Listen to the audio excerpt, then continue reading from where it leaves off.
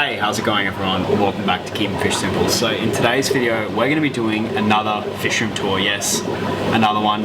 Today, the main reason is because I've literally just finished up building this whole entire thing. I mean, like, if you look at the hallways behind, everything's clean. I mean, if you come over here, there's a fry system, there's light.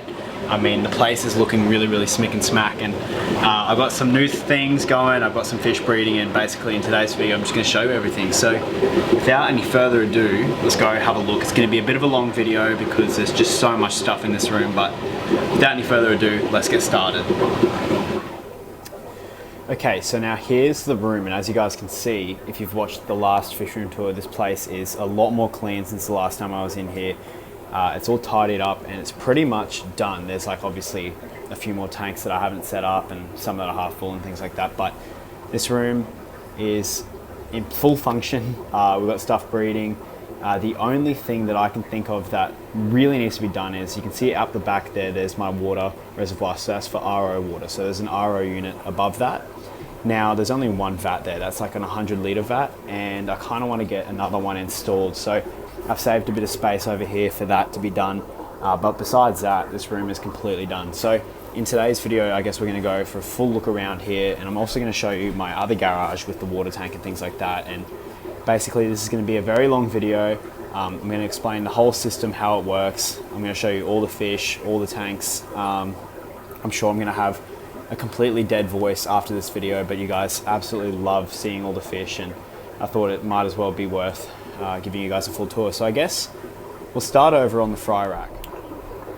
Okay, so here is the fry grow out system. Now what this system is designed to do is basically put any fry that have recently been hatched and are going to be in that in-between stage between going into a normal aquarium and you know, because like some fry are too small to go into a normal aquarium and can't find their food. So basically this system is designed to grow them up into that stage, and this isn't really great for hatching eggs, but this is really good for rearing up little fry for a couple of weeks at a time, just to get them up to size and ready to go into a tank. So basically this system is designed the same as Dean from Dean's Fish Rooms system, which is a phenomenal system. Full credit to him. This is really good. I've completely copied him here, and basically the way this system works is there's an air line, so there's air being pumped into each one of these little containers, and there's also water being fed into these. Now these containers are just like fridge trays. You can get them at like your storage places. So for instance, I got these trays at Howard's Storage World in Brisbane, and they've come in really useful. Then we've got some suspenders, and there's a little bit of the container cut out and a bit of sponge to let some of that water out. So as you guys can see, for instance, in this container, there's water constantly being dripped into here from the pump down below, so that comes up underneath here into all these feeds, and it gets pumped into these little containers. And there's also just a teeny tiny bit of air just to break up the surface and make sure there's no protein buildup and things like that. Now there's still a few things I want to do with this fry system. I might be changing the foam up the back, because you guys can see it's quite a porous foam. I just used some of the offcuts from my Matten filters to make that, and basically any really small fry, so for instance Dwarf Neon Rainbow Fry, have been getting out, and it's not a problem because they're actually surviving. But you can see just a few of them get out every time, and over here you can also see a bunch of them that have been growing up the back there. It's not going to focus on it because of the algae, but there's just a few of them up there, so they'll be collected out when I take out the other Dwarf Neon Rainbows, which are in this container. So there you can see there's all the siblings. So there's also some Corydoras getting out, and there's this one big Corydoras which I haven't bothered to get out yet because he's just been surviving on little brine shrimp and things that get out. And there's also a little orange Cacatuoides there, and there's just a few little things that get out of that system, so that'll need to be changed in the future. But I don't see it at the moment as something that's going to kill me or be a problem long term. Like, I just want to kind of fix it up so I can contain everything and make sure like no species are getting mixed up, and then you know how it is. So I'll show you what's in each of the boxes. So like I showed you before, we've got in here some Dwarf Neon Rainbow Fry. Now these are about a week from going into a 2-foot grow out tank. There's no colour yet, they're just very small, but they've started to do the schooling, which is really cool. In this box we've got nothing except for a bit of algae. In this box we have a batch of Bristlenose Pleco fry. Now these were actually mixed from a pair which I'm going to show you later on in the video But these guys had an albino mum and a common dad, and it's come out with only common bristlenose, which you can see there. So they're eating a piece of rapashi, and there's a little chunk of driftwood in here just in case I want to rasp on that and get some of that biofilm. But these are a great species to practice on to make sure you know how to breed really expensive plecos, because obviously these are a lot easier, but just the methods are very, very similar. So I'm just kind of using these as practice, and also these are a common fish that you kind of want to have in your arsenal if you are supplying to shops and stuff like that. Then in this box we've got some orange Apistogramma Cacatuoides. So these are pretty much ready to go into a 2-foot tank now. They're super fat. You can see there they've been eating a ton of these little baby brine shrimp. There's a dwarf neon rainbow for some reason in there. And there's also 2 black ram fry which are in here somewhere, which are, I think maybe that's one up the back there. So you're not going to be able to see them very well, but they hide under all that Java moss all day. They're very, very timid fish. But hopefully they'll liven up when they get into their 2-foot tanks. Then in here we have a brand new batch of dwarf neon rainbows. I can't even tell you how many are in this box, but hopefully we'll get most of these to survive up to adulthood, because there's a lot of people that want these in my area, and they are a super, super beautiful fish. So I've got tons of them coming through. There's actually an unbelievable amount in here. These are only a couple of days old, but then in this little box we have some more Apistogramma Cacatuoides orange flash. Now these are hiding as well. These are a little bit smaller. These are about 2 weeks younger than the batch that I just showed you. They're kind of, there's one there, and there's maybe 15 of these in here. Not a great batch, but hopefully the batches will get bigger as the fish settle in. Then in here it's going to be hard to see inside of this box because there's so much algae on the bottom, but there's just some more dwarf neon rainbow fry. These are like maybe a week old now, so they've kind of started to come and eat a little bit of baby brine shrimp, but they're still on some of the Hatchery first bites and microworms, which I normally feed Rainbowfish fry. And then in the last box we have 2 suspected, I think these are Glowlight Danios, but I'm honestly not too sure. I found these inside of my Glowlight Danio tank, but it could have been some Rainbowfish eggs which were stuck on my finger and ended up hatching and surviving in that tank. So they look a little bit like Rainbowfish, but honestly I'm not too sure what these are. I've taken them out, had a look, and I can't tell yet, so just going to grow them up and see what happens.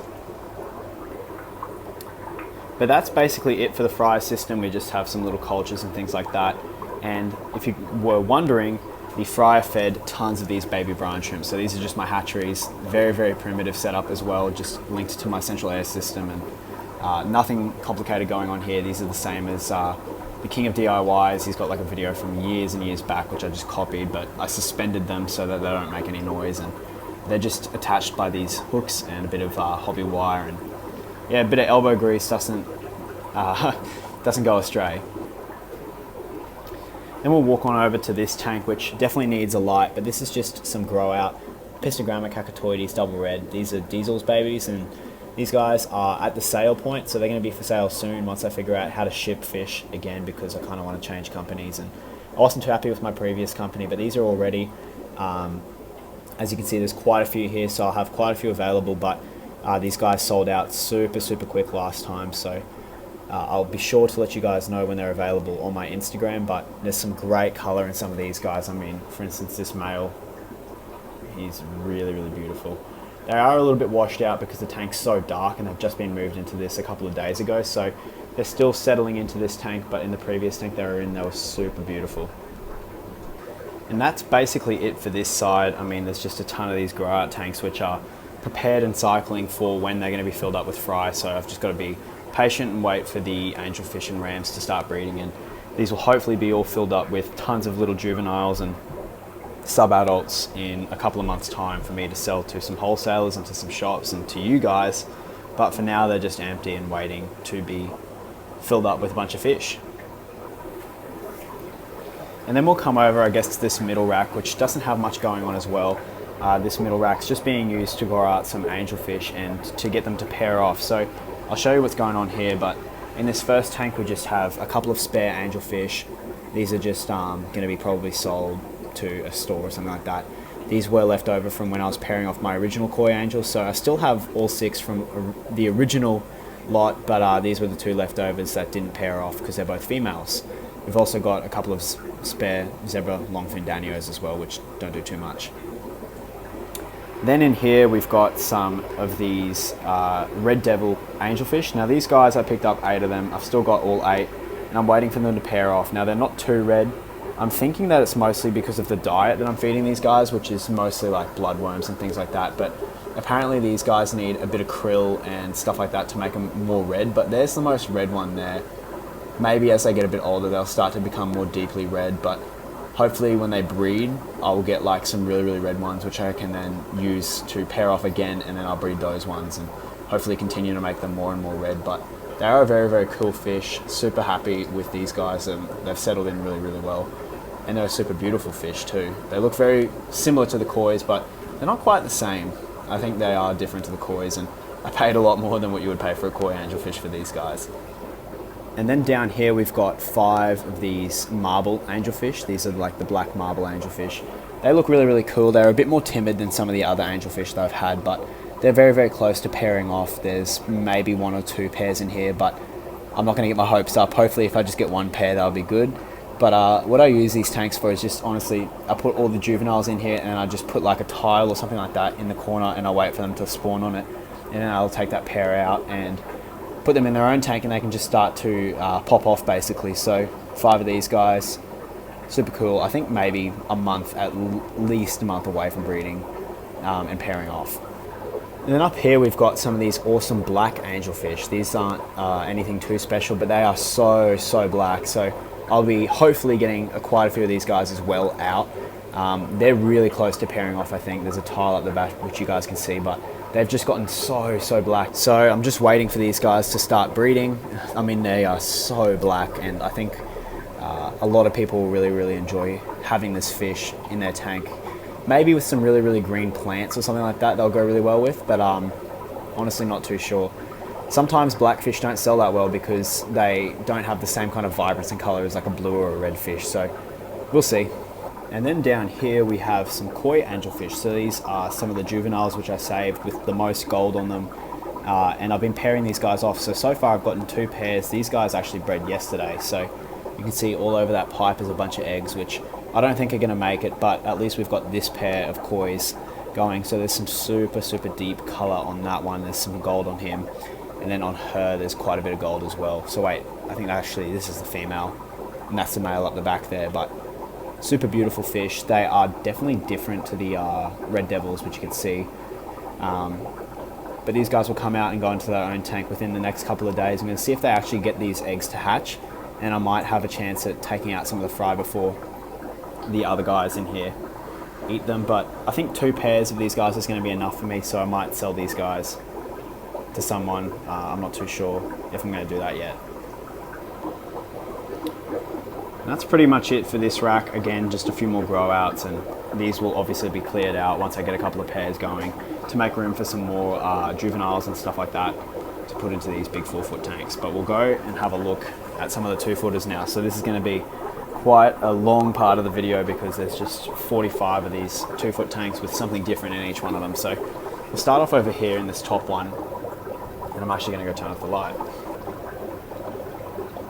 So in this first 2-footer we have 5 of these really, really cool Longnose whiptails, and these are the first whiptails I've ever got. So these are super cool. They're super fat right now, and they're basically like a big long Bristlenose Pleco. They eat the same stuff. They eat a lot of green beans, and they've been enjoying some Rapashi super green, and they don't do much, but these guys will spawn in the glass hopefully very soon. Once they get a bit bigger, I think maybe 3 months until they are going to start breeding, but they're really cool fish. They don't do too much, but they'd go great in like a display aquarium, or if you guys want to have a try at breeding them. They've got really, really cute babies, I've heard, so hopefully we get some breeding from these soon, but I'm not too hopeful. I'm just going to be patient with these guys and wait. There's a lot of stuff that I want to do, and in the meantime, before these guys start breeding, so hopefully they'll just start going on their own accord. But they're just in here, no substrate, which I should probably add a bit of substrate, and you can see the remnants of some green beans and stuff like that. But they get quite big. They're not as big as like a royal whiptail, but they'll get decently sized. I think up to that maybe 15 centimeter mark, but And then down here we've got some fish that don't really need an introduction, but are up the back, and this is Diesel and his babe, his girlfriend. We haven't named her yet, but they've just been in this 2-foot aquarium. I've been trying to get them to breed, but they haven't been breeding. Maybe they have been, but they've been eating the eggs or whatever, but they've been on the channel forever. I've bred a ton of Apistogramma double reds with these guys, and maybe they're a retired pair now, so if the camera would focus on her, that'd be great. And yeah, they produced a lot of fry for me, so maybe there's even fry at the back there, I don't even know. I don't think so. And then down here in this bottom tank, this is a tank with I think 7 of these gold laser Corydoras. They're very, very shy. There's one underneath this spawning mop in here. There's actually a ton of them in here. Like I said, there's like 7 of them, but they don't come out very often. They're a super beautiful fish. I probably should move them from this corner aquarium because they do get not the same amount of care. I guess they get the same amount of care, but you don't notice them and appreciate them enough. And they shouldn't be in this tank, so I'm going to be swapping them out later. There's just one under there, and they've had one spawn, but that was about a week ago, and I haven't had one since, so I've been trying to emulate what happened to get that spawn, but the eggs weren't viable, which is very, very annoying. So hopefully these guys breed again. But they're just in here with a bunch of spawning mops. They actually spawned on the glass, which surprised me quite a bit. So maybe these spawning mops aren't too necessary, but they've been really good because they keep the fish feeling safe, because they just sit under it all day, like you can see there. And then up here we've got an aquarium which has nothing in it, but it's just being set up for some surprise fish, which are hopefully going to be coming this week. I'm not too sure, but yeah, I've just been monitoring this aquarium and getting the water right for these fish. Now in this tank we have the colony of Apistogramma Cacatuoides orange flash. These guys have been breeding quite a bit. I've only got like 30 fry from these guys. There's the male, which you can see there. He's around the females quite a bit. And I've had some spawning, but they've kind of slowed down a bit, and I think it's just because they've been spawning so much, so they need a bit of a break. There's a female in this cave, there's a female in there, and there's actually a female up in this top cave up there. You can see there's a female in there, so she's actually got eggs, and hopefully they come out very soon and I can collect them all with like a little piece of airline tubing and siphon them into a little bucket and put them in one of the fry boxes. But super cool fish, they have a lot of colour, and I think these guys are going to sell very well. Like I said, I've got 30 of them coming through, so they'll be available I think within 2 months, 3 months maybe, and they're super cool fish. Down here we've got a basic aquarium with just some orange Venezuelan Corydoras, which look just a ton like bronze cories. They're definitely not bronze cories, super obese, but not one of my favourite fish. I mean, they look cool, they look very, very cute, but they're not that special. I will be breeding these hopefully soon, but I think I've got 7 or 8 of them in here. And we've got a ton of these neon tetras. I mean, there's one with some neon tetra disease there, which I haven't taken out. And he's just been doing okay, so I've kind of left him in there. And it hasn't really been spreading around, so yeah, there's just some basic neon tetras in here. These are all left over from when I was doing that breeding series. But yeah, I mean, they look really cool in this aquarium. And we'll quickly have a look inside of this tiny breeder box, which I have a few Corydoras in. I have about 7 of these assorted Corydoras. Now these could be either pandas, they could be Longfin pandas, they could be Trilineatus Corydoras. I mean, they could be anything. There's like a few of them in here, so I honestly don't know. I just chucked a bunch of eggs which I found in some tanks in here, and then I'll sort them out later on. There's some little baby Corydoras. I think that might be a Trilineatus there. And then like down there there's one freshly hatched one, and then there's another one there. Another one there, it looks like. You can see a little baby brine shrimp and stuff like that swimming around. But yeah, it's just a little hang-on breeder box, which is just housing some little fry. Okay, so down here we have some Similis Corydoras. So I've got 8 of these guys. I picked these up a couple of months back, and they're getting really, really big, but they're still yet to breed. There's some really good colour on some of them, and they get a bit washed out when I'm around, but I've had a look at them from across the room, and they normally look really, really good when they know I'm not around, and they start showing off. But I've seen like 1 or 2 eggs in here, but honestly, I'm not too hopeful. I don't know like what the deal is, whether they actually did breed or whatever. But normally what I've noticed is Corydoras take a bit to settle in and learn how to breed, and they'll lay like 1 or 2 eggs, and then they'll lay like 30 eggs, and then they'll start doing the whole like massive batches of eggs. But 8 of these guys, they've survived quite a bit of wear and tear. There's like, I mean, they're very, very hardy fish, these ones, and there was a big ammonia crash at home and ammonia spike, and these guys survived. They were a very, very rough fish and a really cool fish as well. Up here we have one lone Apistogramma Agassizi double red.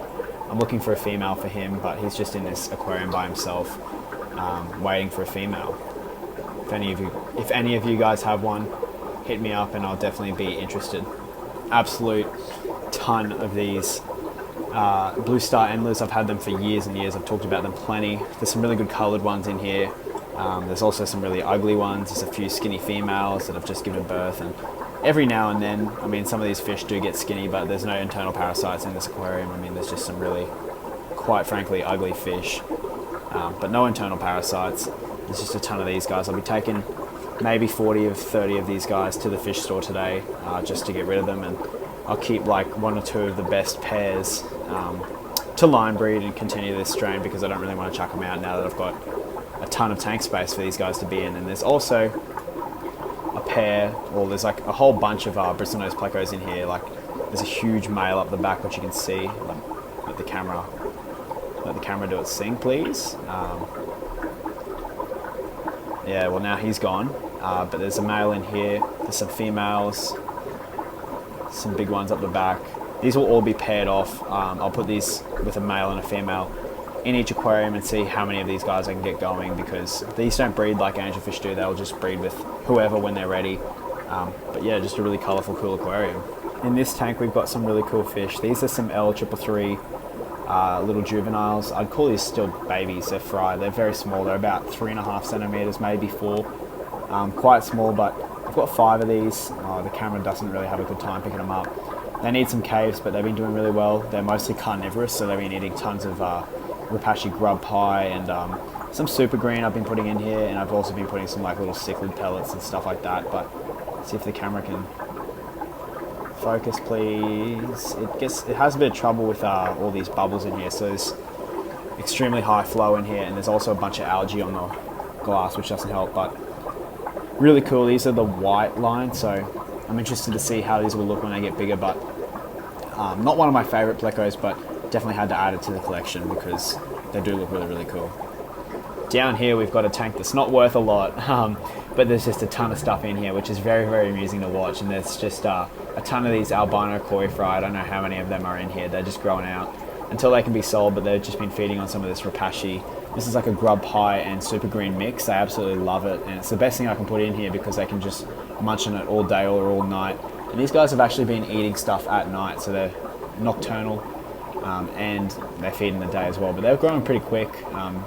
Maybe these are 2 weeks old and they're already up to like a centimetre, so that's pretty good for Corydoras. Now in this bottom tank, I don't know how much we're going to see because these guys always hang out up the back, but these are my Longfin Panda Corydoras, so they've actually been breeding, and not big batches. They're still very small, but the fact that they've been breeding has been really, really good for me. So they look really cool. They're just like a panda, but they've got the long fins, and they're worth a little bit more, but not a crazy amount more, but they're really, really cool.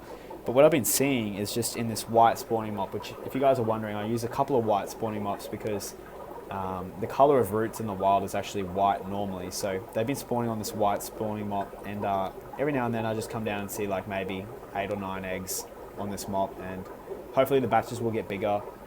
I've actually had a look underneath this spawning mop when I've been looking for eggs, and there's fry even in this aquarium because their mouths is too small to eat them. So I've had some fry survive in here. I don't know whether they'll get up to adulthood or whatever, but they're definitely in here, and they've been eating some of that Infusoria. But these are a really cool fish. Yeah, I'm pretty keen to get them a little bit bigger so they start having some bigger spawns, but they look really, really cool. I've only got 5 of these adults in here, but... And then we've got some very prolific fish, which I've been very happy with, and these are my Trilineatus Corydoras. So these I used to think were some Julias, but they've turned out not to be Julias. They're actually the false Julii. The Julia is super, super rare to find, but these have been breeding like almost every couple of days, and they're very, very big. They've grown really quick. They're super hardy. One of the easiest Corydoras to take care of, I swear to God. They're so easy to take care of. And I haven't had any losses with them or anything like that, and they've just been going crazy in the spawning mob. There's actually a couple of infertile eggs in here, but yeah, every couple of days there's just 80 or 90 of these eggs in here, and I've just been plucking them out. But they haven't had the best fertility, so hopefully they pick that up very soon as they get more comfortable in this aquarium and learn how to breed better. And then out front of that tank, we've got a little breeder box with some more Corydoras Fry. So there's some assorted ones in here. These are a little bit older than the ones I just showed you. I'll try and find a couple in this box, but they are super cute. They've just been eating little baby brine shrimp. We've got one up at the front here. That looks like it could be a Julii. No, I mean a Trilineatus, not a Julii. And there's like maybe 7 or 8 of these guys in here as well. I mean, it's not very economical to be raising only that many, but with time we'll get some more. Looks like there's one there. There's a bunch under here. I mean, under this Java moss is where they all hang out. But yeah. Up in the aquarium above, we've got 2 of these Peruvian Altum angels. These are very big. I mean, my hand, for comparison, these guys have gotten really big. These are the only 2 I have left from my accident with the Julii, not the Julii, why do I keep saying Juliis? But these guys unfortunately did not survive. Only these 2 did, so I'll be getting some more of these from like my local fish store soon when he gets them in, but very annoying because I would have loved to be breeding these guys by now. Then up here we've got an aquarium with a ton of really cool stuff. There's some cardinal tetras up here, which are just acting as dither fish and grow outs for, in the instance if I want to breed these in the future, but they've got a little bit of growing up to do before I can do that. But also down here we've got 10 of these really cool L333 Plecos. So these are nearly at breeding size. I mean, maybe 2 more months until, oh, not 2 more months. Could be within the next year probably before these guys start breeding, but super big, eating tons of Rapashi morningwood because these guys are a rasping fish. They're a wood rasping fish. I mean, sorry I can't get you a better angle. These guys are really good at hiding, and there's tons of tannin in the water, which makes the aquarium really dark. But I don't usually like to put the flash on, but there's some up the back. There's none in that cave. There's one there. Yeah, I mean, that's about all we're going to see of these guys for now until we get some fry. There's one fin there. And yeah. Now here are some really, really cool fish. Here are some L134 Leopard frog Plecos. These are my colony of 8. I've got 8 of these guys growing up. They've been eating tons of grub pie, a little bit of super green beans. I mean, anything. These guys are omnivorous, so they'll eat pretty much anything. They are getting quite big. I mean, I'll give you the thumb comparison. There we go, come on camera. There's our thumb comparison, so you guys know how big these are. Still quite a way from breeding, but I really don't care with these guys. I'm going to be patient because they look so cool. I know in time they will breed. They're super comfortable in here, and I mean, they already show off a lot of territorial behaviours and stuff like that, which is really promising for me. And if you guys are wondering what the 397s look up, there's a L397 Pleco for you in the flesh. But yeah, I mean, these guys super cool, great colours. They're starting to get some of that adult colouring, so those blotches are slowly going away and turning into spots, and that, I mean, I'm talking about the banding on them, because as they get older they start to change appearance and look a bit more dotty than they do banded, because right now you can see there's bands all over the body, and then they change as they get a bit older. In the aquarium below we have a bunch of these green neon tetras. There's 10 of these. They're just growing up and they're pretty much the same as the cardinals. I'll just be growing these up in case I want to breed them in the future, but the main thing in this aquarium is this pair of Peppermint Bristlenose. Now these are the 183s, the L183s. I'm not too sure if I got that right, but these aren't the Starlights, they're Peppermints. There's a male in that cave and there's a female, I think up the back somewhere, but no breeding yet. I'm still being patient with them. I'm giving them tons of protein foods. Like, I'm really feeding these guys a lot because they are so big. I'm also going to upgrade the cave size for him because I think it's way too small for him to even think about breeding in it. So hopefully these guys start to breed soon, but I did buy these as a breeding pair, and I did see some fry that they did make, so I mean, they could be like a 10-year-old breeding pair, who really knows, but hopefully we get like one batch of these guys and I'll be happy. And in the tank below we have some of these Panda Corydoras. So these are just basic pandas. They look really cool. I mean, they're just literally pandas. They're a very common Corydoras, but they've been breeding, doing all right. They breed in this Java moss, which is up the back somewhere, but they hide underneath this driftwood all day when I'm around. And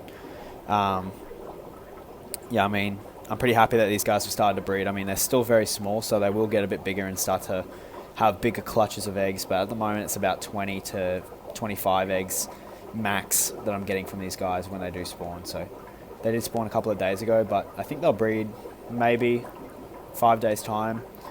It's normally after a big water change, because when my automatic water change system turns on, these guys just go crazy. Finally, we can see this fish. There are my L201 snowball plecos. These are like the Orinoco angel ones. These aren't the dwarf snowballs. Very, very cool looking fish. Getting very big. These are maybe a female there or a male. They've been eating some of this grub pie, which I feed a lot of my plecos, which are carnivorous. And you guys are getting some action here. These guys hardly ever get out. There we go, now they've hidden away. But these guys are hardly ever out on camera. I've had a really hard time trying to record them before. But super cool looking fish. They've got that dotty pattern, which is really, really rare and weird to see on fish anywhere in the world that aren't marine, which makes them very good. Which makes them very, very cool. And I mean, these guys, I think they breed at about 7 to 8 centimeters. So got a bit of time before they'll start doing that. And I'm going to be patient with these guys as well. I'm patient with all of my plecos because there's not a lot you can do except for set up the aquarium right and just wait around. Now here we have a very frustrating aquarium. Here we've got 5 of these. These are the Glowlight Danios. These are a Danio Choprae. Super, super rare in Australia because you can't import them, and you guys know the deal, so it's very hard to find these guys. I found 5 of them at a local fish store and I bought them. Now, I've been trying to breed them. I've been trying all the tactics that I've used for my normal Danios. I've been trying tactics that setting up an aquarium with a bunch of rocks and making it like a river didn't work. I mean, these have been very, very tricky to breed, and basically I've just come to the point where I think I'm just going to leave these guys in this aquarium with a ton of cover, which you can see, a bunch of spawning areas, and just see whether fry start appearing in here, because the fry should be able to survive in here. There's plenty of hiding space and there's tons of moss for them to go and breed on and stuff like that. So, I mean, what happened was when I was trying to breed them, I had them in an aquarium with those snowball plecos, which I showed you before, and I separated them, and the males and the females, and they were in that aquarium for a bit together. And then I came back because I took them all out of that aquarium, and there was fry in there. Those 2 fry which I showed you at the start of the video. Now I think those are possibly Danio Choprae eggs, or Danio Choprae Fry, but who really knows, because they could just be Rainbowfish eggs which were stuck on my finger or something like that, because they look very similar. But a very cool looking fish, very skittish. They don't like the camera at all, and they don't really like me that much either, obviously. So yeah. Down here we've got some black Venezuelan Corys, which are actually not a Venezuelan Cory, they're like a Sculpti Cory. I can't ever pronounce names of stuff very well, so lay off me in the comments. But I've got 8 of these guys. I'm waiting for them to spawn as well. I've been trying a couple of tricks because they should be spawning very soon. They're nearly at that size, but I think I've got a bit of waiting to do. I'm not going to be impatient with these guys either. They are a very cool looking fish. They're a black Cory, which you can obviously see. Very big at the moment. They're going to get way bigger, I'm hopefully thinking. I mean, they will get bigger. But I've got a spawning mop set up in case I want to spawn on that. I've got this Java moss set up in case I want to spawn on that. And I've got like the glass, obviously, which they might have a go on.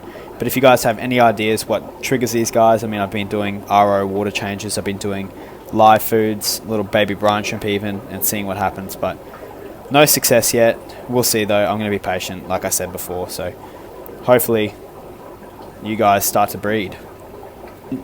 And then here we have another box with some eggs in it. So we've got some Longfin Panda eggs, we've got some Trilineatus eggs, we've got some Sterbai eggs, which is very, very exciting. The Sterbays were breeding on these leaves in their aquarium, which you'll see very soon. So we've got like 20 eggs in here. Again, being patient, everything's settling in still. So we'll see how big the spawns get, but you can see some of these have turned dark and they're about to hatch, and we've got one hatchling actually over here. So you can see right there, you can see the little fins wiggling. That's actually a little hatchling there. So very happy with this little breeder box and with the fish that have been breeding for me. I've got like quite a few of these Sterbai eggs, and they did spawn and were successful spawning. You can see the little embryos and stuff like that which are inside of there. So good job for the first attempt at breeding. In this aquarium we've got 10 of these L270 chocolate zebra plecos. They're getting quite big now. They're, I think, maybe 5 centimeters. Some of them are 6 to 7 centimeters. They look pretty cool. I mean, there's nothing too crazy and special about them. They are a very bland fish, but I've just got these guys to diversify my portfolio of plecos and make sure I've got all the different types that I can sell later on. We've also got in here some platinum rams, which are very hard to pick up on camera because they're so like bright. But you can see right there, there's like a male. I mean, he's really, really cute. We've got 3 of them. I've had 1 loss from these guys very recently, which was super random, but I mean, hopefully we get a pair of these guys going. They do look very cool. They're still a bit small before, and they've got a little bit of time before they do start to breed. So maybe within the next month we'll get some spawning going on in here, but I'm guessing female and then 2 males here. In the tank below, we've got one of my colonies of these dwarf neon Praecox rainbows. They're very, very cool. There's 12 of these. These are a separate colony to the other one I have, like a separate bloodline. I actually bought these guys from a wholesale order, but never ended up selling them because they already started to breed and they're up to size, so I just decided to keep them. And these have been more prolific than the other guys. I think just because they're a little bit more mature, and these are all the same age, so they've just been going crazy. And they spawn in this spawning mop, and I take this out every week, and it's just a ton of eggs, which you guys can see at the start of the video. Like, all those fry have come from these guys. So super cool fish, really good to put in as a dither fish in your aquariums with like Plecos or stuff like that. And these guys are a Aussie New Guinea native, so that makes them a little bit more special to me. But they do take a bit of time before they start to breed. They've got to get up to adulthood, which can take about a year, but then after that they are a really, really cool fish. Down here we've got some of these Albino Corydoras, which don't need a huge amount of explaining. They're very, very common. I've just got these guys as well to fill up a tank. I mean, I like breeding these guys. They've been great practice for raising up Corydoras Fry, and I've been learning a lot. But these guys breed nearly every day. They're very prolific. I mean, I've got a ton of those fry, which you could see at the start of the video. So I'm waiting for them to have a big enough batch of eggs for me to think that it's worth raising them up, because if they just lay this amount of eggs per day and then eat them all while I'm away, then it's not really worth raising them up. But they'll come in handy, I think, just to have some, you know, your bread and butter fish to sell to stores. Up here we've got this pair of electric blue rams. These guys are very cool. I'm actually going to be very honest with you guys, and I've had this huge outbreak of, in some of these top aquariums with these rams, I've had this outbreak of Camellianus worms. Now, these have been very annoying. In Australia, it's hard to get levamisole, which is the main medication which people use to treat these guys, but I've been treating them with some flubendazole, which has been working really, really well. It's been good to try and slowly mitigate how many there are and slowly kill them off. So I've been medicating them every couple of days with that until the problem goes away. I've actually been trying to medicate their food now, and hopefully they start to do better. But these guys are weathered pretty good. They're not too far gone, and hopefully they will breed soon. But you can see right there that female's just a little bit skinny, and we'll get her fattened up again. And that male's, he's looking all right, but the female's definitely been affected a little bit more than him.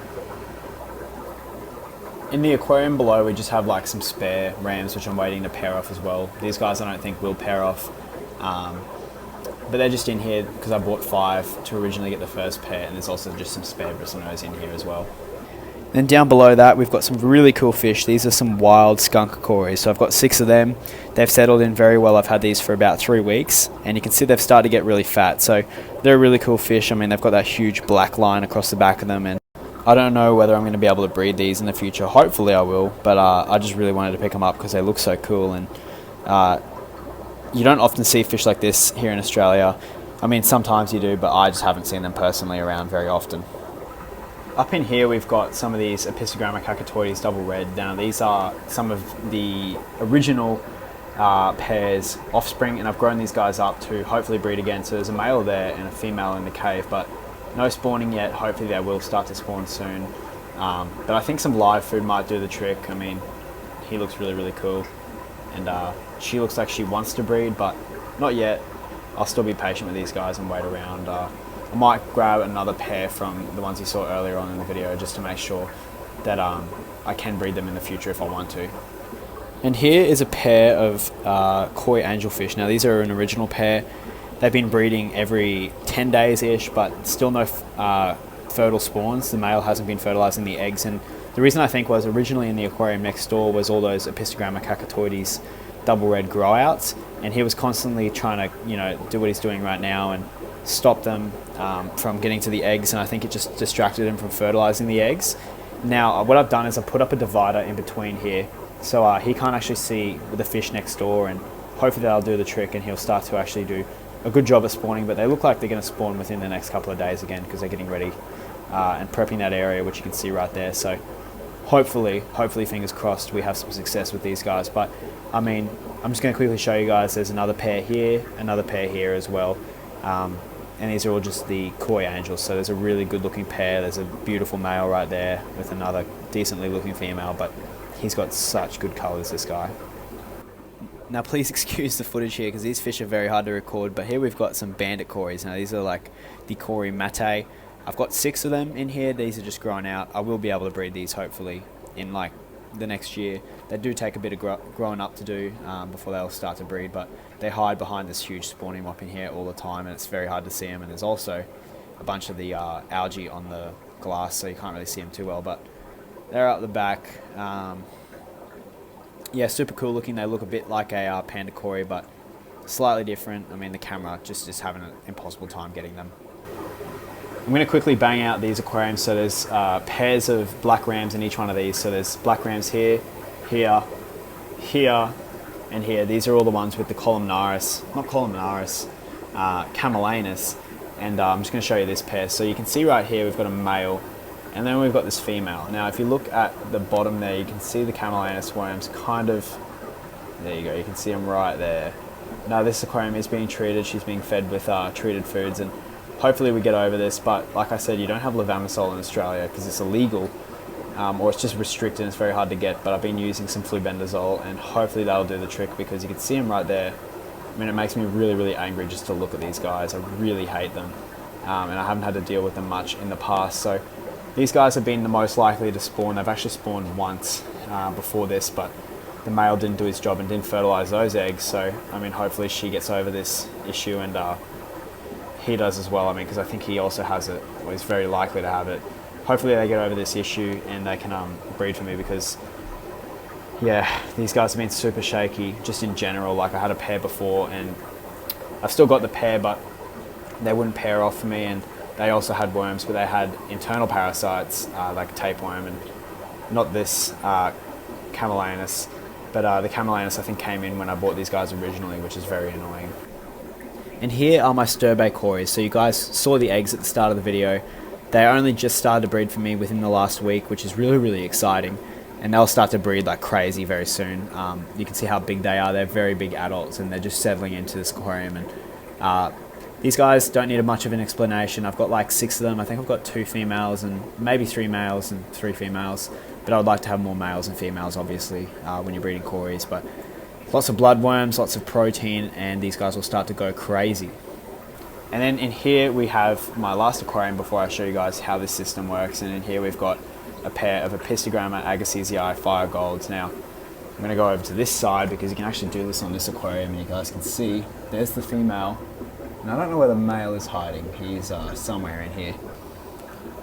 And the lighting is very poor in this aquarium, but there's the male at the back. So these guys were spawned twice, but no cigar yet, still no fertilized eggs. I mean, these are all very young pairs, and they're going to take a bit before they start to fertilize the eggs and do everything properly. But yeah, very annoying, because these guys are very expensive, and I'd love to get these guys out to you, because they cost me quite a bit to get, and yeah, they're a really cool fish. So there's the male, and the female is just hiding in here too. So they'll breed again, but hopefully next time it's going to be fertile. And that's pretty much it. So here's the room. I guess I can turn the light back on now. So the light's there. These are all floodlights. These are just like 12 volt floodlights, 1200 watts. And these are what I'm using to light up these aquariums. I was originally using LED light strips that like TikTokers use, and that was not a great idea. It did not give me enough light in this room, and now we've got some phenomenal light, but that's for the lighting. Now, the way the fish room gets air is I've got this big, huge diaphragm pump which pumps up into this pipe, and up here you guys can see it's like connected where all the air goes. And then we also have, this room is plumbed with underneath, you guys can see all the plumbing as well. So the way the auto water changes work in this room is basically water comes in from a tank, which I'm going to show you guys in a second. It comes in, it gets pumped into here, and then it goes up to the back where you can see all the black feed. So those feed into each one of these aquariums, and the water gets pumped in there. Now the water actually overflows out the back of the aquarium. There's you're not going to be able to see it. There's like an up pipe, like up here. There's an up pipe which the water overflows, and then it comes down into these gutters where it runs all the way down into here and then to outside where it goes into the storm water, and then the water's gone. So that's the way the auto water change system works. I've kind of just used a ton of elbow grease and figured it out, like just by trial and error and, you know, a little idea, and I figured out how to do it. So it does work very well. I can also control where in the fish room I want to turn on with these valves, which you can see up here. So if I don't want to turn on the whole system, I can turn that one off. And if I don't want to feed these racks, I can turn that off. And then also on each one of the racks, there's a, each one of the tanks has like a little control. So you can see that switch there. So I can turn that off as well if I don't want to do auto water changes on a certain tank or something like that. But the system's been working very well. I've also got some tap water linked up here, so if I want to use like a hose and just fill up the tanks manually, I can do that as well. Or if I want to give this place a hose out, which I have done, I can do that as well. So I'm going to show you guys the other garage now. Now here is the other garage, and here we've got the water tank, which is linked up to like a little solenoid valve, which I turn on and off whether I want to fill up that water tank. And inside of the water tank is a float valve, which helps the tank to turn off. So inside of here we've got a ton of water. You guys can not see it, but you can hear it. There's a float valve inside of here which helps the tank to turn off if it is turned on for too long, and helps it to not overfill. So that's where the water comes, and there's also a pump in here which pumps it up into the fish room. Here's my fridge. We've got some frozen food in here. We've got some medications, and there's some brine shrimp as well in here. And then over here we've got a future Daphnia culture, which is just going to be a bit of an experiment for me and see whether that can work. And then we've got a little bloodworm culture as well, not a bloodworm, blackworm culture, to see if that works. But that's basically going to be it for this room. I mean, this is just my little storage room. I've got like all my little bits and bobs in here, and some spare tanks. And for the instance if we have like a crack or something like that, I can swap them out. So that's going to be it for this video. Thank you guys so much for watching it. I really do appreciate it, and I'll see you guys in the next one.